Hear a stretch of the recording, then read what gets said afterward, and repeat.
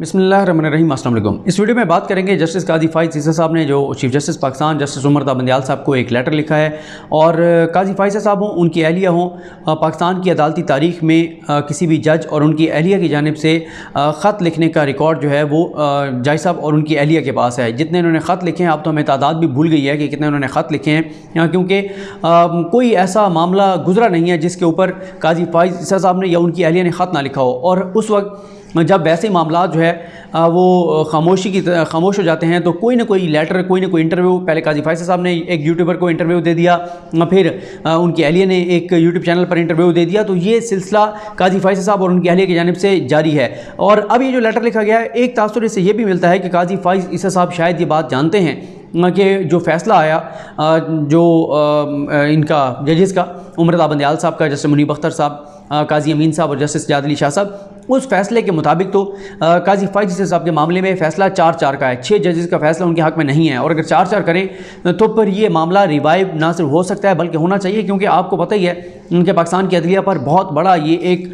सवाल है कि वो अदलिया जो पूरे पाकिस्तान के हर इदारे का एहतसाब करती है, वो अदलिया जो सियासतदानों को, हुक्मरानों को, वज़ीर आज़म को छोटी सी चीज़ पर घर भेज देती है, जो कि बिल्कुल ठीक है कि जो हमारा वज़ीर आज़म बनता है उसको, उसका किरदार साफ़ और शफाफ होना चाहिए, उसको झूठा बददियानत नहीं होना चाहिए, उसको कौम से कुछ छुपाना नहीं चाहिए, बिल्कुल ठीक है।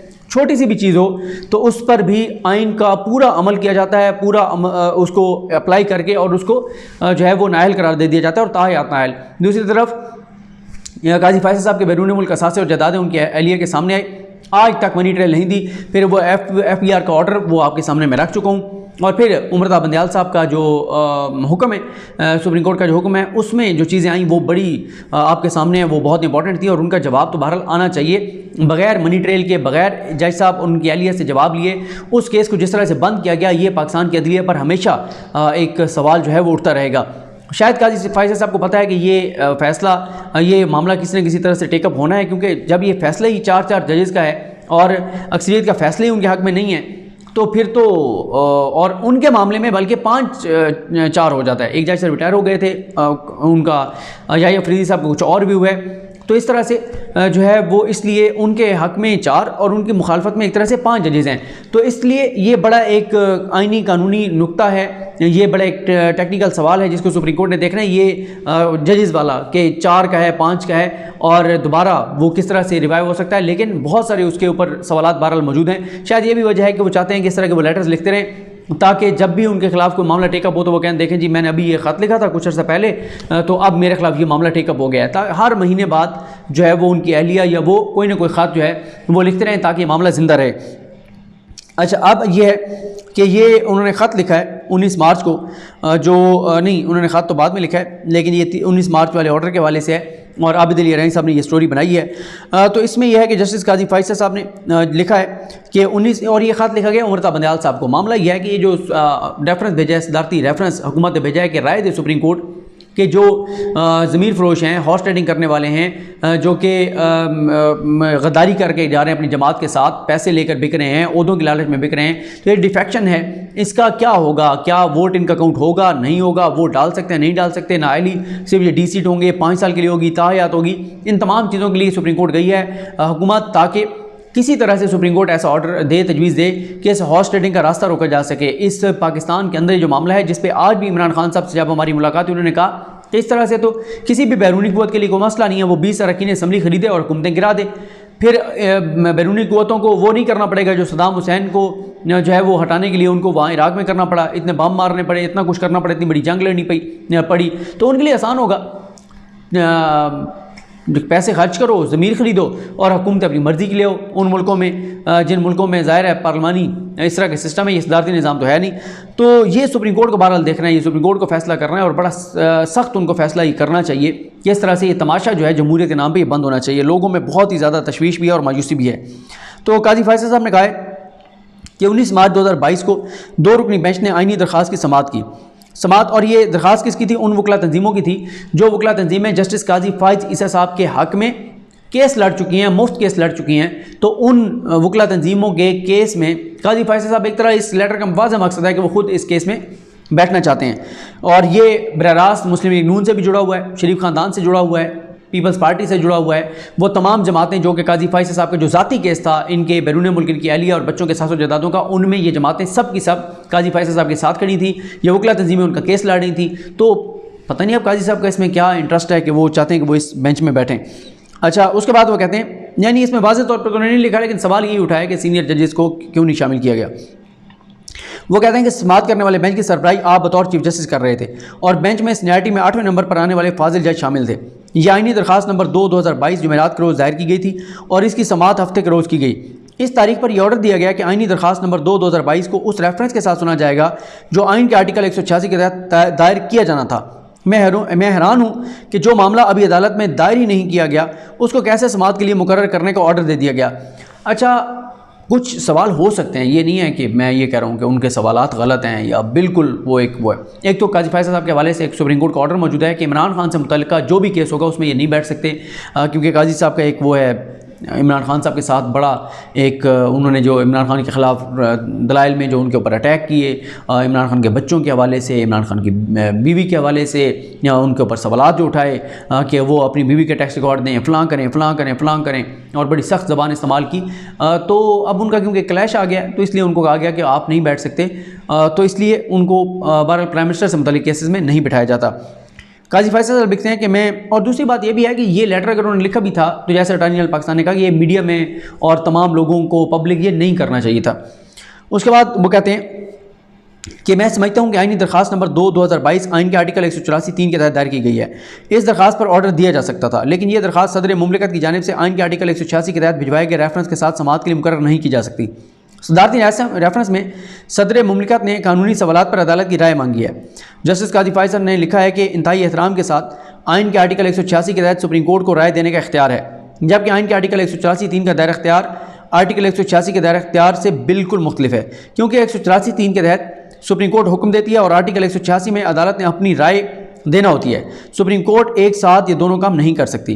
काजी फैसल साहब ने लिखा है कि आर्टिकल 184(3) के तहत दायर आइनी दरखास्त और सदारती रेफरेंस 5 रुकनी बेंच के सामने समाअत के लिए मुकर्रर किए गए हैं। पहले वाले 2 रुकनी बेंच में जो नए 3 जजेस शामिल किए गए हैं वो सीनियरिटी में 4थे, 8वें और 13वें नंबर पर आते हैं।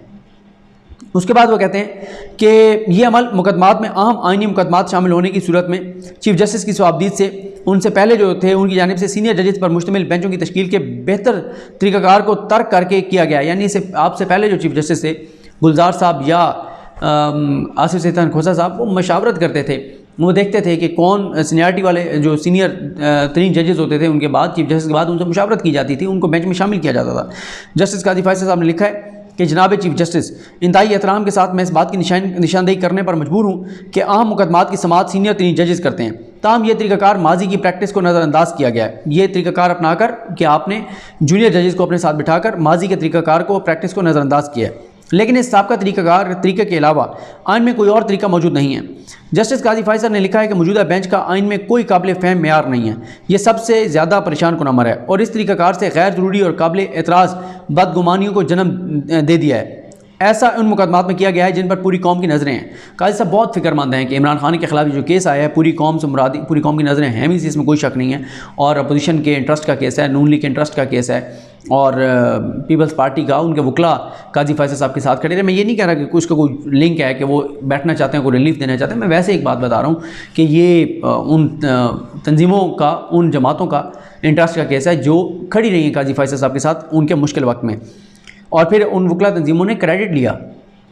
उन्होंने कहा काजी फैसल ईसा साहब के हक़ में फ़ैसला हमारी वजह से आया है, जो हमने दबाव क्रिएट किया है। यानी उन्होंने भी ये नहीं कहा कि मेरिट के ऊपर उनको ठीक उनके हक़ में फ़ैसला है, वो भी कहते हैं कि हमारे दबाव की वजह से ये फ़ैसला काजी फैसल साहब के हक़ में आया। जस्टिस काजी फैसल साहब लिखते हैं कि नसीहतों की कोई मिकदार नहीं है, जो अपने हलफ की पासदारी करता है वो ज़ाती मफाद को आड़े नहीं आने देता कि ज़ाती मफाद आड़े आकर उसके ऑफिशियल कंडक्ट या फैसलों को मुतासर कर सके। ऐसा शख्स अदालत के मफाद में कानून के मुताबिक फ़ैसले करता है और वो ये काम बिला खौफ व ख़तर करता है। जब कोई बड़ी ख्वाहिश हो तो अवामी तासुर इसके बरक्स जो है वो जड़ पकड़ता है। सब कुछ के बावजूद इंसाफ ना सिर्फ होना चाहिए बल्कि इंसाफ होता हुआ नज़र आना चाहिए। सुप्रीम कोर्ट ने यह बात बार बार दोहराई है। जस्टिस काजी फैसल साहब ने अपने ख़त में सुप्रीम कोर्ट और हाई कोर्ट के जजेस के ज़ाब्ते अखलाक की शिक 4 को शामिल किया है, जिसमें कहा गया है कि इंसाफ ना सिर्फ किया जाना चाहिए बल्कि इंसाफ होता हुआ नज़र आना चाहिए। और ये हमें बिल्कुल हुदैबिया में आया था, इंसाफ होता हुआ नज़र, क्योंकि नैब ने बड़ी गलतियाँ की थी और अदालत ने उसी की बुनियाद पर शरीफ ख़ानदान के बहुत बड़ा उनको रिलीफ मिल गया था। और दूसरा यह है कि उस वक्त मीडिया पर पाबंदी भी लगा दी गई थी, आप इस पर तबसरे नहीं कर सकते इस केस की हेयरिंग के ऊपर। एक जज को कोई ऐसी राय नहीं देने से गुरेज करना चाहिए जिससे ये ज़ाहिर हो कि वो जज बिलवास्ता या बिलावास्ता इससे कोई ज़ाती फ़ायदा चाहता है। काजी फैसल साहब ने अपने ख़त में लिखा है कि आइन का आर्टिकल 191 ये वाज़े करता है कि सुप्रीम कोर्ट खुद को रेगुलेट करने के लिए क़वायद व ज़वाबित बना सकती है। सुप्रीम कोर्ट रूल्स 1980 में बनाए गए हैं, जिसमें सवाबदीदी इख्तियारात के इस्तेमाल का तरीक़ाकार बताया गया है। काजी फैसल साहब ने लिखा है कि जनाब, मैंने इस तरीक़ाकार की बार बार तहरीरी तौर पर मुखालफत की है कि वज़ीर-ए-आज़म सेक्रेटेरिएट से दरामद किए गए एक ब्यूरोक्रेट बतौर रजिस्ट्रार सुप्रीम कोर्ट मुलाजमत जारी रखे हुए हैं, जिससे बड़े पैमाने पर यह समझा जाता है कि वो फैसला करता है कि कौन सा मुकदमा समाअत के लिए किसके सामने मुकर्रर करना है और कौन से मुकदमात को भूल जाना है। सुप्रीम कोर्ट का रजिस्ट्रार वो नहीं होना चाहिए जो इंतज़ामिया से उधार लिया गया हो। काजी फैसल साहब ने कहा कि मेरी राय में रजिस्ट्रार सुप्रीम कोर्ट की तकर्री आइन की सरीहन खिलाफवर्जी है, क्योंकि आइन अदलिया को मुकम्मल आज़ादी फराहम करता है और आइन ने अदलिया को इंतज़ामिया से बिल्कुल अलग करता है। आइन का दिबाचा और करारदाद मकासद ये बिल्कुल वाज़े करती है कि यह अदलिया की आज़ादी हर सूरत यकीनी बनाई जाएगी। आइन का आर्टिकल 2 और 175(3) कहता है कि 14 अगस्त 1973 के बाद 14 साल के अंदर अदलिया को इंतज़ामिया से अलग कर दिया जाएगा और यह मुद्दत 14 अगस्त 1987 को पूरी हो चुकी है। काजी फैसल साहब ने लिखा है कि उन्होंने ये ख़त लिखने से पहले 2 मरतबा सोचा, ताहम आइन के आर्टिकल 175(3) और आर्टिकल 180 सुप्रीम कोर्ट के सीनियर जजेस को खुसूसन तस्लीम करते हैं और सीनियरिटी के साथ साथ जिम्मेदारी भी बनती है जिससे छेड़छाड़ नहीं करनी चाहिए। काजी फैसल साहब कहते हैं कि सीनियर तरीन जजेस सुप्रीम कोर्ट के बतौर इदारा तसलसल को यकीनी बनाना है। और जहाँ तक मैं जानता हूँ आपके जो आपसे पहले थे जजेस, चीफ जस्टिस, वो सीनियर तरीन जजेस से मुशावरत करते थे और इस तयशुदा प्रैक्टिस को सबूताज किया गया जिसके इदारे पर संगीन असरात होंगे। उन्होंने लिखा है कि इस मामले में खामोशी मुझे अच्छी जगह रखती और मुमकिन है कि बोलने के संगीन नताइज हों, लेकिन मैंने आइन के तहफ़्फ़ुज़ और दिफा का हलफ उठाया है और मैंने ये हलफ उस रब का नाम लेकर उठाया है जो बहुत मेहरबान और नहायत रहम करने वाला है। इसलिए खामोश रहना मेरे लिए कोई ऑप्शन नहीं है। और सूरत लुक़मान की आयत नंबर 17 में कहा गया कि मुसलमानों को हक़ का साथ देना चाहिए और बुराई से मना करना चाहिए। अमर बिल मारूफ़ की जो आजकल इमरान खान साहब बात करते हैं कि हक़ के साथ खड़े हों और गलत चीज़ के ख़िलाफ़ खड़े हों, तो इन्होंने भी वही बात की है। और ये जो ख़त की कापी हैं वो तमाम जजेस, सदर पाकिस्तान, अटॉर्नी जनरल, तमाम सूबाई एडवोकेट जनरल इस्लामाबाद और सदर सुप्रीम कोर्ट बार एसोसिएशन को ये कॉपीज़ भिजवाई गई हैं। तो ये जनाब काजी फैसल साहब का ख़त है जो मैंने आपके सामने रखा।